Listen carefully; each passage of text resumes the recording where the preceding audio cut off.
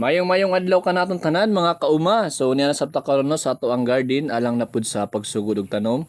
Sayo kay tani mata karon nga kabuntagon mga kauma around 4 AM pa sa morning. So ang atong gibuhat karon mga kauma nag-init tag tubig alang sa pagpangapi kay nindot kini mo trabaho ta kauma nga naisulod gyud ang ato ang tiyan. For today's happening mga kauma, so niata sa atong area no, ug nakita nato mga kauma nga nanay tanumdaan ang ato ang mga plat. Ang atong buhaton karon mga kauma magtiwas ta og plat kay nakoy nabilin nga mga similya mao pud ang ato ang itanom karon. So ang ibuhat mga kauma nagugsok og kawayan ug gibutangan nako ni siya og twine kay mao ni siya nga ako ang distansya mga kauma sa paghimo og plat. So nindot kayo mga kauma no nga ang imong mga pananom kinahanglan gid imong i-plat. I-explain ako niya mga kauma unsang advantage din na sa pagplat sa mga pananom. So mo nang ibuhat na mga kauma, but before that mga kauma nakita nato nga sagbot kaayo ang palibot. Nawala ko kadali mga kauma no kay nagkuha pa ko og gamit, nagkuha og pala og guna alang sa pagandam sa tuang pagplat. Ug sugdan nato mga kauma nga atong buhaton karon naglimpisa ta mga kauma ato siyang hawanan sa gyud bago nato siya tabunan sa mga yuta nga ato ang palahon. So mga kauma nindot kayo diri nga dapit pud sa mo ano kay duol lang isa sa karsada kay kung mamuhang imong mga gulay duol ra gid i-transport ng imong mga product paingon dito sa market. Ang pagpanguma mga kauma kapoy man tuod ni siya pero mga kauma nga akong ikatambag dinaa sa inyo nga i-enjoy lang gid ninyo ang mga butang nga gusto ninyong pagabuhaton. Kay pag nakay passion mga kauma sa imong ginabuhat dili gid kadali nga kapuyon. So karon mga kauma nahumanta sa ato ang paglampas no. So diha na pud ta paingon sa pagpala na pud alang sa pagplastar sa ato ang plat. So akong gisaytan mga kauma kung straight ba. Ang advantage sa pagplat mga kauma no dili lang sa dili mapunduhan og tubig ang ato ang mga pananom kun dili makalot gyud ang mga nutrients mga kauma nga nasa ilalom sa yuta. Ang main minerals mga kauma nga gikinahanglan sa ato mga plants na mo na siya ginatawag mga kauma nga NPK. So unsa man ang NPK mga kauma? Ang N nag-indicate na siya mga kauma og nitrogen, din P, phosphorus, din K, potassium. So kana nga mga minerals mga kauma na lang gina sa ilalim sa yuta o kinahanglan mga kauma nga imo na siyang bungkalon kay para dali lang maabsorb sa plants nga imong itanom diha sa imong plant.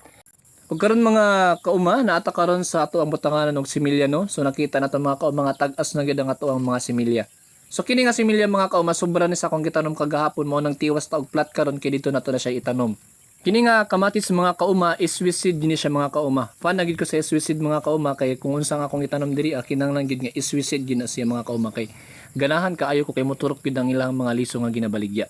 So mga kauma kini nga pangalan sa ato ang similya no. Kitawag niya siya og Diamante Max F1. Naputi laing sidling diri mga kauma no sa talong, native niya siya nga talong mga kauma kato siyang limon nga green ang iyang bunga mga kauma.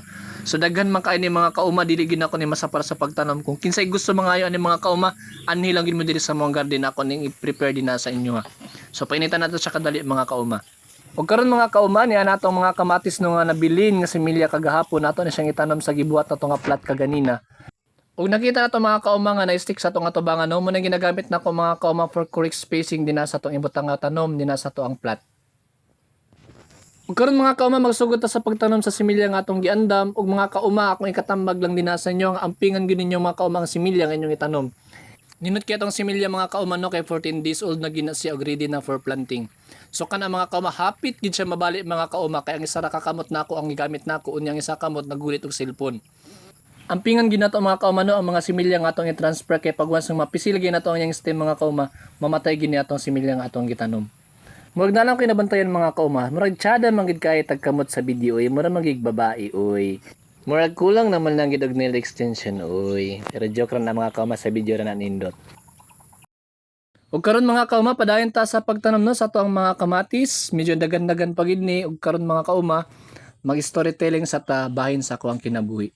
So mga kauma nga nung nahilig mo ko sa pagpananom, kay tungod mga kauma nga akong ginikanan usa na gid sila ka mag-uuma sukad pagid kaniadto.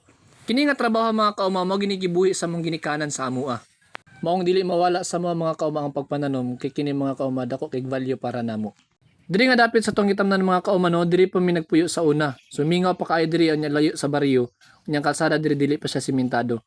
So sa una mga kauma samtang mula mi dinha sa baryo kay gusto lagi mi magtanaw TV unya magdula sa mga bata. Among ginabuhat mga kauma manahid man sa mong ginikanan ug dili mi nila palaagon hantod dili mi makalimpis sa isa ka tudling. Ug karon mga kauma atong gibuhat ato siyang gibisbisan human nato gitransfer ang mga pananom no kay para ma-absorb nila ang tubig unya makalahotay sila sa init kay labi ra ba karon mga kauma straight gid ang init no. Sa next video mga kauma lahi na po ng gulay nga atong itanom ug lahi na po ng tutorial nga atong itudlo. And that's all for today's happening mga kauma, og salamat sa inyong paglantaw no. I hope nga na may nakatunan o God bless sa inyong tanan.